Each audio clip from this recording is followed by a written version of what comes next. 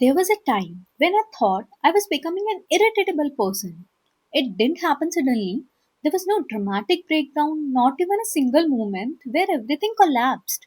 It was subtle, almost invisible.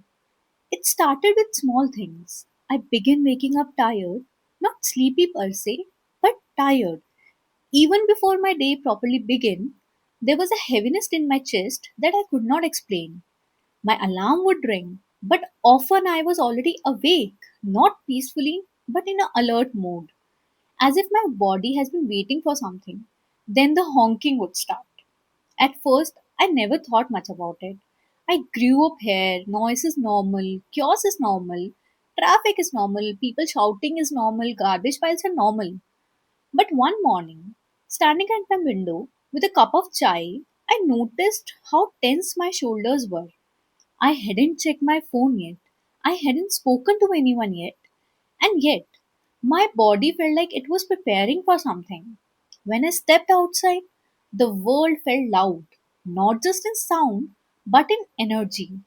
A man threw a plastic wrapper onto the road right in front of me. A bike sped past on the footpath, brushing my arm.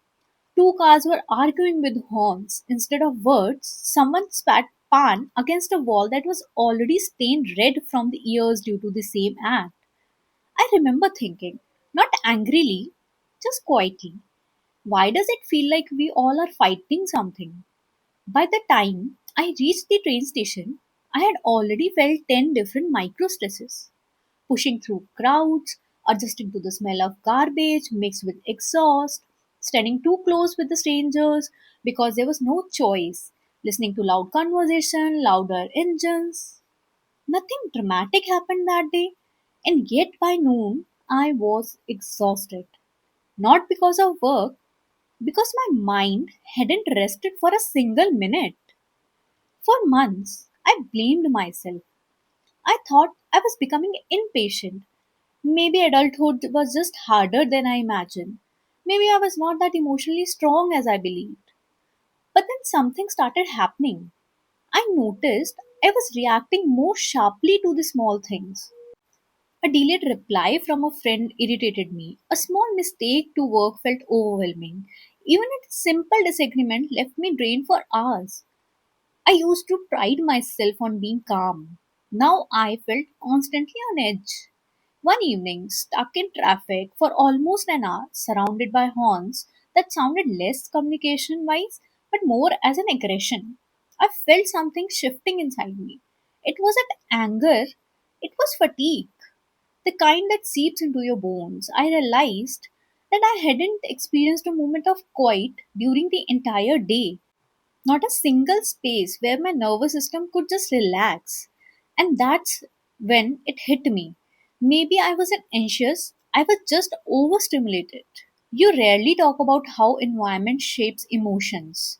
Your brain doesn't analyze chaos psychologically, it responds biologically. Unpredictable noise, threat. Reckless driving, threat. Crowd pushing, threat. Filth and disorder, instability. Your body releases stress hormones not because you're weak, but it believes that you are navigating uncertainty. And when uncertainty becomes your daily environment, your nervous system stops resetting. It always stays alert. Chronic alertness slowly turned into irritability. Irritability slowly turns into emotional exhaustion. Emotional exhaustion slowly turns into detachment. And detachment into why should I care? That thought scared me the most. One moment made everything painfully clear. I had just finished eating something in my car. There was no dustbin nearby. The road was already dirty. For a second, just a thought, like I considered throwing the wrapper outside. It felt harmless, invisible, and then I paused because I realized something is very uncomfortable. This is how it continues. It is not through evil intentions of anybody. It is through the tired minds, through people who are mentally very drained to think about long term. That was the day when I understood something deeper. Poor civic sense is not just a cleanliness issue, it is a mental health issue. When we live in chaos, we just internalize it. When public spaces feel neglected, something inside us also feel neglected. When rules don't feel respected, we stop believing that order is even possible. And when the order feels impossible, hope quietly shrinks. I started experimenting with small things then, not very activism, not speeches, just intentional behavior. I began carry my trash until I found a pen. I stopped honking unnecessarily. I waited at signals even when others crossed very early. At first, it felt insignificant, almost naive, but something inside me started to shift. I slightly felt calmer because I wasn't contributing to that noise. I was choosing order, even if it is very tiny. And that tiny choice made me feel less powerless. That's when I understood something profound. That civic sense is not about moral superiority, it is about emotional regulation, collective emotional regulation. Clean spaces calms the mind, predictable reduces the anxiety, respectful public behavior builds subconscious safety. We underestimate how deeply our surrounding talks to our nervous system. Today, I don't see civic sense as a social lecture. I see it more of an emotional responsibility, not just towards others, but towards ourselves. Because when we step outside and immediately feel like we are bracking for impact, something is wrong. Peace is not just meditation, peace is walking through your own city without feeling attacked by it. Maybe change won't happen overnight.